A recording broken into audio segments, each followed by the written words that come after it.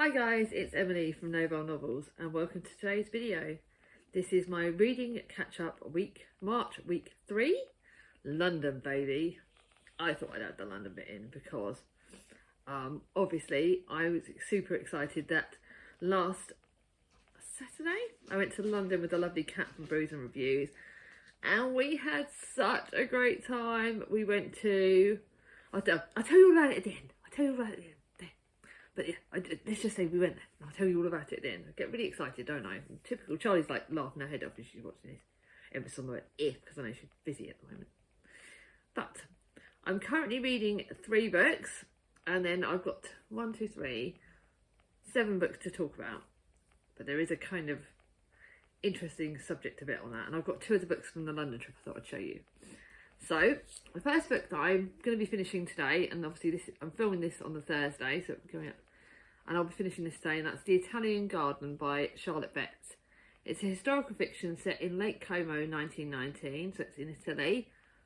It's basically about this garden of Villa Marchese, which was once a sight to behold. Now overgrown and unloved, the flowers that once bloomed are nothing but a reminder of the tragic events of Flora Marchese's death.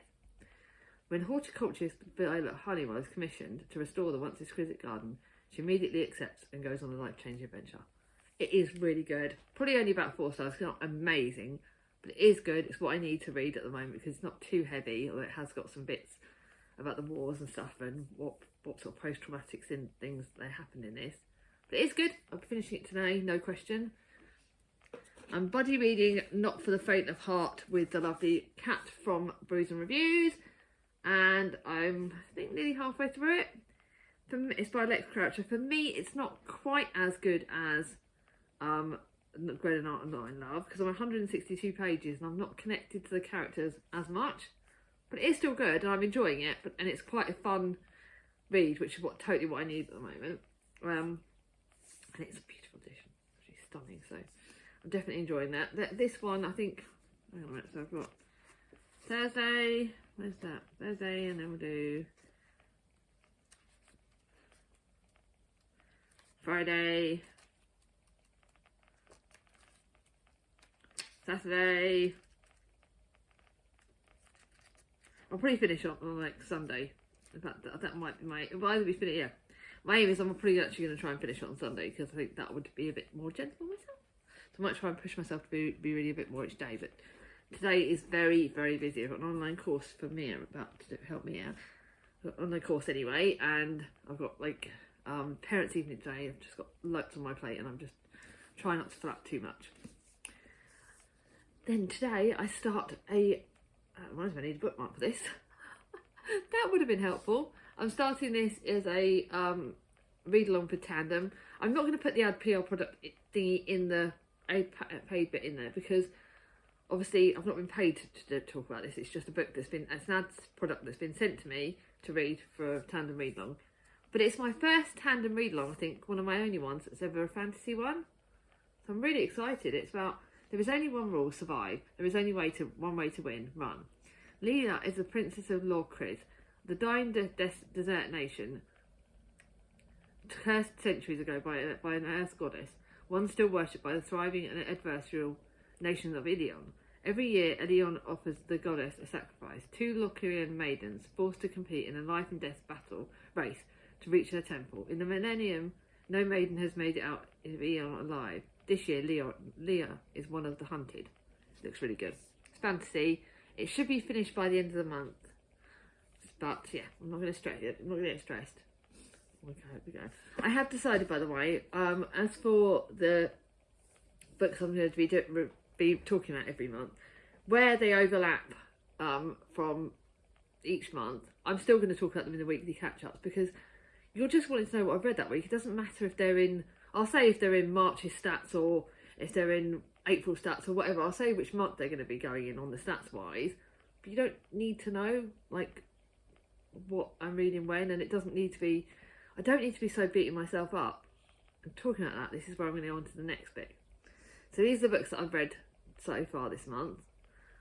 And one of the key things that's come out of this is that I read Tales of Anglia by Charlotte Bronte. I only read about over 200, just over 200 pages. It's a 400-page book, but I'm counting it as read because I've read about half of it. But I didn't like it. Now, one of the things that it's short stories, and I do not get on brilliantly with short stories. It's not my jam. It's something I really struggle with. And I didn't necessarily love Sutcliffe's Hotel when I read it the first time. And maybe it's the wrong time for me. I think I might keep it because I may be able to read it better when I'm trying to read them, not read one short story a day. Maybe that's another thing I need to do differently. But one of the things that's come out of, I will try and remember to watch to link Jack's video. And Jack talks about, like, do we read too much? Do we put pressure on ourselves to read too much? Do we not enjoy the books because we're reading them too fast? And Jack's really made me think, like, I focus so much on the numbers. Like, I know for a fact I am worrying silly about my numbers this month because I know that I've gained a lot of books for March because obviously birthday, I've done like 3 shopping trips and I've been gifted quite a bit of books. So I know I'm focusing on trying to get as much books read as I can because I want to keep my numbers, I don't want to get my numbers too bad. But then I'm not going to enjoy my books, and surely the whole point of reading is to enjoy my books. And something I've spoken out with Charlie and thinking, it might not happen yet, but one of the things I want to, that may happen, and I'm sorry Chatty, because I know Chatty loves their stats videos, but I might stop doing my stats as in for my numbers of read and unread. I might stop doing that. I might still do my genres of the books I've read, but I might stop focusing on how many books I've bought. I'll still list them all, but I'm not going to focus on those numbers, I think, going forward. I think I will still in March, but if in March it causes me too much stress, I may stop doing that. I may stop counting my unread books, because if it's putting pressure on myself, then I'm stopping to enjoy my books. If I'm forcing myself to read too many books in a month, and that's nothing, maybe I'll stop saying how many books I've read in a month. It'll say it on Storygraph. You guys will be able to see it if you go and look at my Storygraph account. But maybe I don't need to focus on that.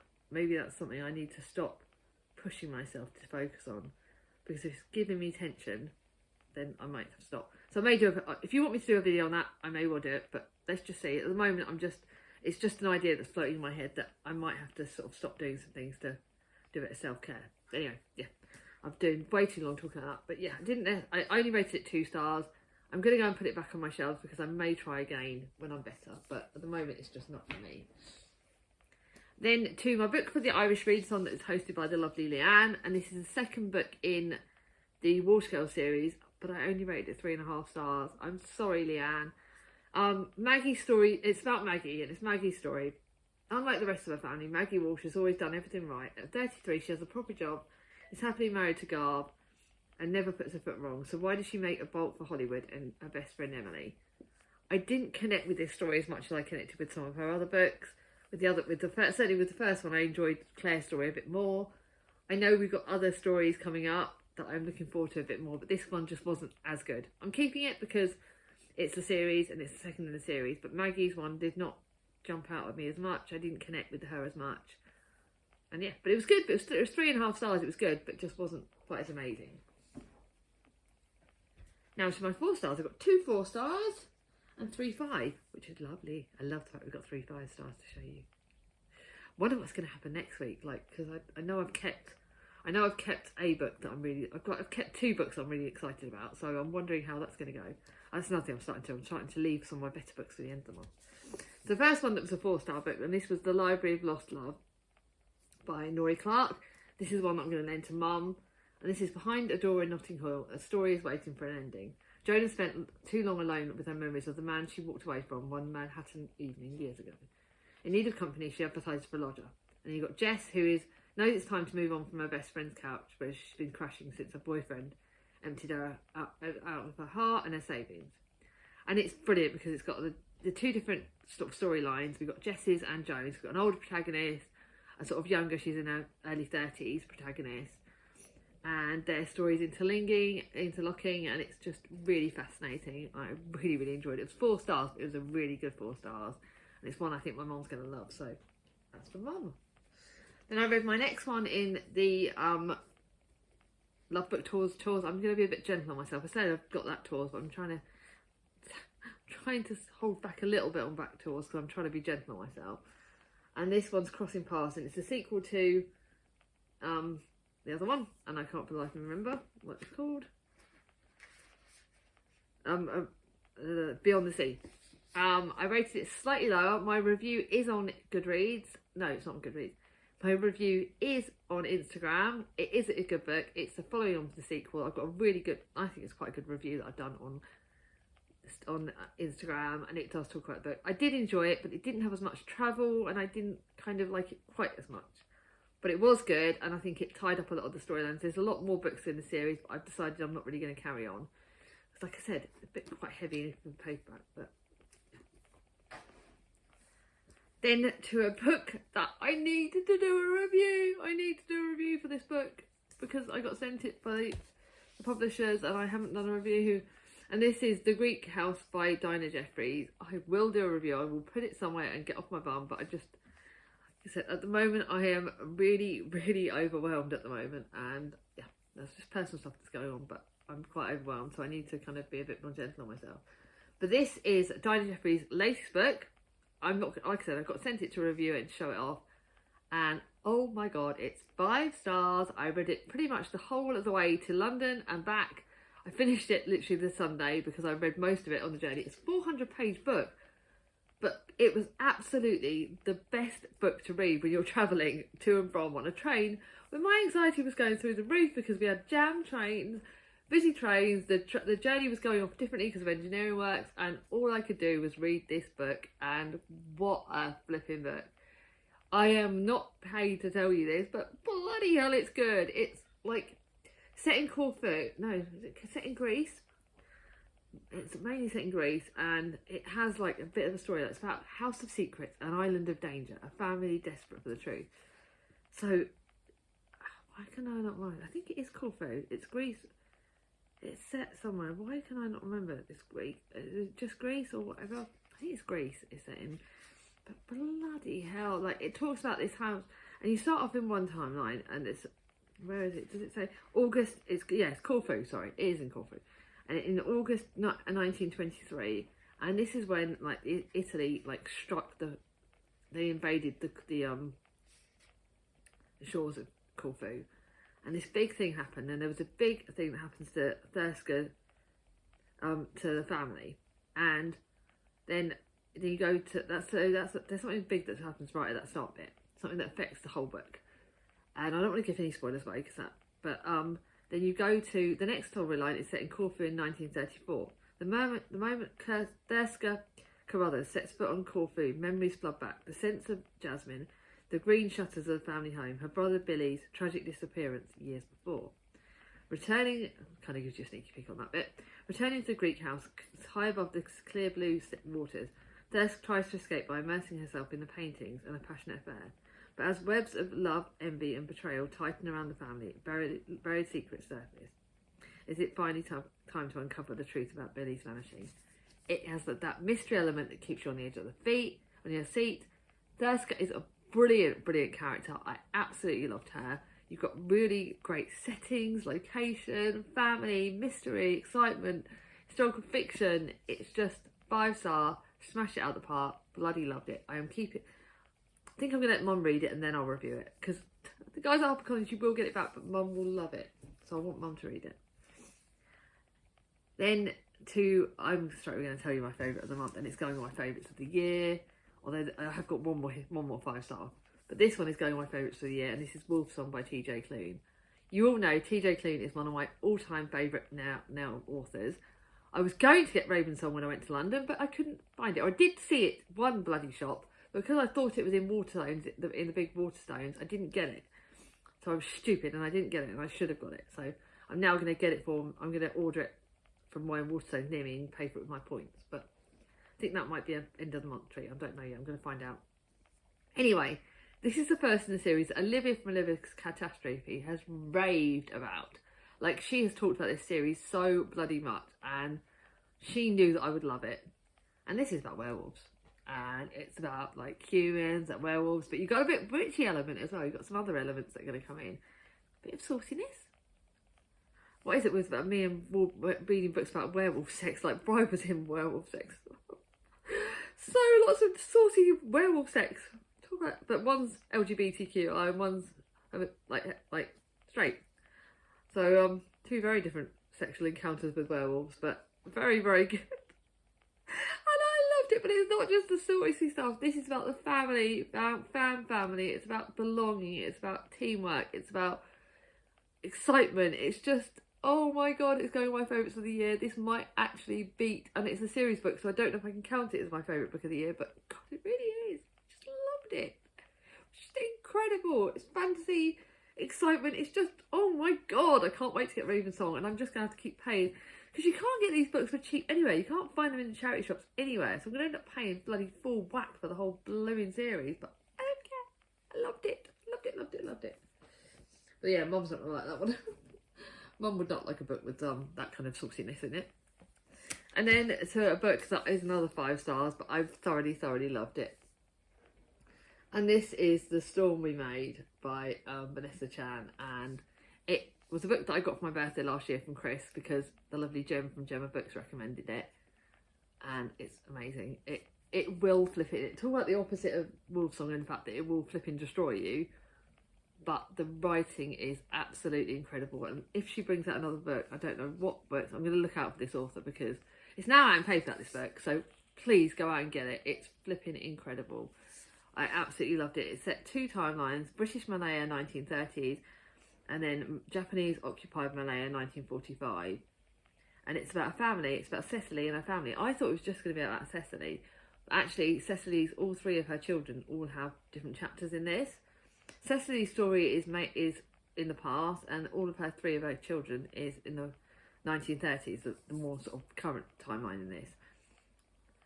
And no, sorry, the other way around. British Malaya in 1930s is Cecily's story, and then her children in 1945, Jasmine, Abel, and Jujubee, and their storylines.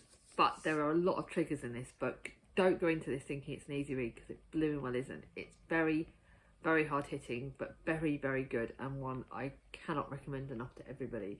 You should read this, but it will flip and destroy you. So I think I'll get Mum to read it, because I think she will like it, because the writing's good. But yeah, it's just brilliant. Now, I'm already aware this is already a 70-minute video, and I didn't want it to be too long. Basically, me and Kat went to 3 bookshops. We went to Brick Lane Bookshop, Common Press, and Live Libraria. Went over there in Brick Lane first, then we took tube. I did loads of tube journeys. Really impressed myself that I did not have too many panic attacks. I think on one of the lines right near the end I got a bit anxious. And then we went back to Piccadilly. I keep wanting to call it Piccadilly. And we had lunch at the lovely Hard Rock Cafe, which was absolutely incredible. I'll show you pictures. It was just amazing. And we went to Hatchards, and we went to the biggest Waterstones. And then we went back. Like, after that, we crashed and burned. I was, like, wiped out. I ended up catching an early train back because I was knackered. And then we went to Foyle's Bookshop. And in Foyle's Bookshop, I found... Because I didn't get to, like, get the book that I really wanted to, the Ravensong. So I ended up going to there, and I did get a little trickery. I did get it. And everyone's been raving. It's Woman's Prize book. I'm really like, I don't, like, Charlie keeps telling me, read it straight away, because Charlie's like, it couldn't be a more me book. It's not very long, it's like 360 odd pages. I paid like 17 quid for this, but it was just so good, and it looks so good, and it's about sort of set in Tudor time, and it's Tudor England, and apparently the lead character, Charlie says, is like a mini Emily, and I'll talk about it more in my book haul. Look how stunning the hardback is, look, it's stunning. So I'm so glad I treated myself to that. It's one I've wanted ever since it's been listed. Everyone said it's a me book, so I'm just gonna get to it. But I don't know whether to get to this first or get to Nesting first. Like, I haven't put it on any TBRs yet. I don't know whether to put it on May's TBR, or it's not gone on April's, or whether I can just whack it in April, like, and whether you guys mind if I just whack it in April, because I think, in all honesty, it probably will get read in April. I want to read that much, and it's hardback, so I'll reread it again. And another book that we saw in a couple of charity shops. So I think I nearly got it in. Did I nearly get it in Common Press? I either nearly got it in Common Press, or I nearly got it in the Brick Lane Bookshop. I think it was nearly got it into the Brick Lane Bookshop. Because it's got sprayed edges. But I didn't buy it in the Brick Lane Bookshop. Yeah, and I saw it in Library and got it. And this is Wildlands by Brogan Murphy. I think I saw a picture. It looks like, I think Olivia's read it, and I don't know, because I haven't heard anyone talk about it, but I think I saw it in a picture of a recent wrap-up that she's put up. So We are lost, Indy, really lost. This is a middle grade sort of fantasy. 25 years ago, 25 years into the future, no humans are allowed in the wildlands, a vast rewilded area in England, in Britain, where wolves, lynx and bison roam free. The only exception is a high-speed rail line that runs through the project. 13-year-old Astrid and her little sister Indy are on board when their train slows down to a brief, unexpected stop, and they find themselves accidentally left behind. Stranded, they only have one rucksack, a phone without signal, and each other, and every wrong turn takes them deeper into the wildlands. Do they have the resourcefulness and determination to survive? It looks so good. So middle grade and so good, and I cannot wait to read it. But yeah, my book haul in March is, I think it's going up on the Sunday, guys, because I've got a lot of videos coming up in March. April's videos are insane. Like, I'm already giving you a warning that obviously the next video that's coming up on Sunday this week is the book for bowel cancer TBR for Charlie's Reads On. Then we've got the TBR clear outs Monday video, and obviously the wrap up. I will do my stats this month, but like I said, it may not be anymore. But April, I've got like extra videos coming up on Sundays quite regularly, so look out on your feed for Sundays, because I've got my Spoonies announcements coming out at the top. Yes, we're doing Spoonies again. I'm already giving you awareness, but we've got like 5 prompts this time that are quite easy, so it's nothing too stressful. My book haul will be coming out on the 5th of March. So you're literally going to have the first reading catch up on the 4th of April. I keep saying March. 5th of April is going to be the March book haul. The 7th of April, which is Thomas's birthday, so he may well kill me that I'm doing my Spoonies announcement then. But I won't premiere it unless you want me to, because you can all do it. And then we've got the 11th is going to be the reading catch up. 14th, I'm going to do the Bronte novel tag. I'm already telling you what videos are coming up. 18th will be the next reading catch up. No, the 11th. Oh, the 11th is another reading catch up. We've got reading catch up's going to happen everywhere, and then on the 21st is going to be my Spoonies TBR. Then my other April TBR will be on the 20th. So the April TBR will be coming up just before the Spoonies one, but I won't give spoilers. And then we've got the reading catch-ups again, and the Spoonies recommendations is going to be my last video. But yeah, I've got a lot of extra videos coming up in April because it's insane. But I'm going to try in May not to, because it is Operation Month in May, so I need to be kind of a bit gentle on myself. Anyway, this video has gone on way longer than I want. At the end of this video, literally when I finish in a second, you're going to see my London clips. And for me, I am going to go with the British flag, because when we were in, like, for me, London is the centre of Britain. So if you see a British flag, so if you got the end of this video, do me a British flag emoji or anything to do with England, because it's the centre, like, London is the capital of England. So I thought that's my weird emoji. Okay, give me that. Anyway, if you like this video, give it a thumbs up. If you're new to my channel, not subscribed yet, ring on my ding-a-ling. And what have you been reading this month? What books are you excited about? Let me know what you've all been up to. Love chatting to you all in the comments down below. And see you all soon. Bye bye.